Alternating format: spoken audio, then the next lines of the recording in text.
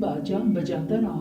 राक्षस ने दर्द से छटपटाते हुए कहा, यह बाजा प्राण घातक है। यह तुम्हें कहाँ से मिला? इसे फौरन बंद कर दो।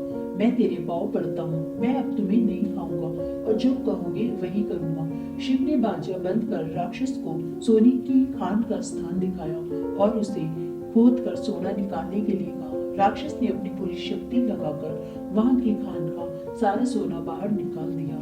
शिव तब अपने मित्रों के साथ सारा सोना लेकर राजा से मिला और उन्हें भेंट देते हुए कहा कि आवश्यकता पड़ने पर प्रजा के कल्याण के लिए हम और सोने की भेंट दे सकते हैं। राजा चंद्रसेन ने शिव से प्रसन्न होकर उसे राजकीय सम्मान दिया और राजभवन के विशिष्ट अतिथि गृह में मित्रों के साथ उसके रहने का प्रबंध कर दिया। तभी राजा चंद्रसेन के पड़ोसी राजा श्री चंद्रसेन से एक विचित्र प्रस्ताव आया। वहां की दूत ने यह संवाद लाया कि राजा चंद्रसेन अपनी राजकुमारी मधुमित्रा के साथ उसके इकलौते बेटे के साथ विवाह का प्रस्ताव स्वीकार करे, नहीं तो वह 100 हाथियों, 10,000 घुड़सवारों और 50,000 पैदल सैनिकों के साथ शरद चंद्रिका देश पर आक्रमण कर देगा। यह संवाद सुनकर राजा चंद्रसेन बहुत घबरा गए। वे न तो श्री चंद्र के बेटे से मधुमित्रा का विवाह करना चाहते थे और न वे उसकी विशाल सेना का सामना करने की स्थिति में थे। उसका बेटा विलासी, दुराचारी और अयोग्य था और मधुमित्रा के योग्य नहीं था। दूसरी ओर इसके पास इतनी सेना नहीं थी, इसलिए युद्ध करना भी संभव नहीं था। राजा परेशान हो गए। महाराज चंद्रसेन ने यह बात रानी और मधुमित्रा को भी बताई। मधुमित्रा से राजा की यह परेशानी शिव को भी मालूम हो गई। शिव एकांत में राजा से मिला और बोला, महाराज, ऐसे अपमानजनक स्थिति में कोई भी प्रतिष्ठित राज्य अपनी मर्यादा की रक्षा के लिए युद्ध ही स्वीकार करेगा, चाहे परिणाम कुछ भी हो। प्रतिष्ठा के साथ युद्ध में मृत्यु का आलिंगन करना अपमानित जीवन से, चाहे वह कितना ही सुखकर क्यों न हो, लाख गुना श्रेयस्कर होता है। इसलिए चिंता छोड़कर युद्ध की तैयारी कीजिए और उसके दूत से युद्ध की स्वीकृति का संदेश भेज दीजिए।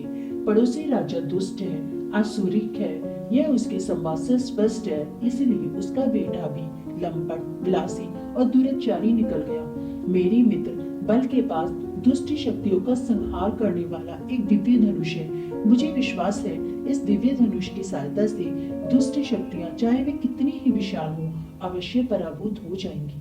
आप अपनी सेना को, चाहे वे कितनी ही छोटी हो, मेरे साथ भेज दीजिए और आप राजभवन में निश्चिंत रहिए। शिव राजा की थोड़ी सी सेना और अपने मित्रों को लेकर युद्ध के लिए चल पड़ा। शिव के हाथ में छोटे धनुष को देखकर हाथी पर सवार श्री चंद्र ठठाकर हंसा और बोला, अरे मूर्ख, बच्चों के खेलने का धनुष लेकर यहाँ क्यों आए हो? ये खेलने का नहीं, लड़ाई का मैदान है। शिव ने तभी मन को शांत कर देवी का ध्यान किया और एकाग्र चित्त होकर श्री चंद्र के हृदय स्थल को अपना लक्ष्य बनाया और बाण छोड़ दिया। बाण श्री चंद्र के हृदय में प्रवेश कर गया। वह इस अप्रत्याशित आघात से तत्क्षण हाथी से नीचे गिर पड़ा और स्वर्ग सिधार गया। राग ने शत्रु सेना में घुसकर अपना बाजा बजाना शुरू कर दिया। कठोर कर्ण भागते शत्रु सैनिकों को पकड़ पकड़ कर निकलने लगा। युद्ध प्रारंभ होने से पूर्व ही श्री चंद्र की सेना में भगदड़ मच गई। शिव की जय का नारा सर्वत्र गूंजने लगा। युद्ध में श्री चंद्र का बेटा भी मारा गया। राजा चंद्रसेन ने बड़ी धूमधाम से मधुमित्रा का विवाह शिव के साथ कर दिया और उन्हें दहेज में जीता हुआ पड़ोसी राज्य दे दिया। शिव ने अपने मित्रों को अपना मंत्री बनाया और शिवसेन के नाम से प्रसिद्ध राजा हुआ।